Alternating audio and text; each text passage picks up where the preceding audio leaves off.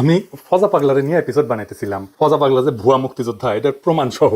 কারণ কয়েকদিন আগে নূর বলছিল ফজলুর রহমানের মতো মুক্তিযোদ্ধারা এই দেশটাকে উপহার দিচ্ছেন, তাই এই মুক্তিযোদ্ধাদের বেলুনটা চুপসায় দেওয়া দরকার ছিল। এছাড়াও লতিফ সিদ্দিকীদের দেয়া ৭১ মঞ্চের মাধ্যমে আমি বয়ান ফেরি করার চেষ্টা করেছে, মানে সিপা সাপি যা পাবে তাই দিয়া ঢুকবে আওয়ামী লীগ। আর আজকে হঠাৎ করে নূরকে মারাত্মকভাবে আহত করলো সেনাবাহিনী। হ্যাঁ, সেনাবাহিনী, পুলিশ কিছু দেখা গেছে, কিন্তু পুলিশের তরফ থেকে কোনো নির্দেশনা যায়নি, গেছে সেনাবাহিনীর তরফ থেকে। যদিও ফজা পাগলারে নিয়ে কিছু করি না, কিন্তু এই সমস্ত ঘটনা কিন্তু একই সুতায় বাধা। আমি দেখাই দেবো একে একে। আগে দেখি এই হামলায় সেনাবাহিনীর কে কে ছিল। আজকের হামলা হয়েছে লেফটেন্যান্ট কর্নেল রকিব, অধিনায়ক 18 ইস্ট বেঙ্গল, বর্তমানে জেলে থাকা আওয়ামী জেনারেল সালাউদ্দিন মিয়াজির ব্যক্তিগত স্টাফ ছিল এবং এর সাথে ছিল লেফটেন্যান্ট কর্নেল আফজালুর রহমান। এই দুইজনের সরাসরি নেতৃত্বে এই হামলাটা হয়েছে।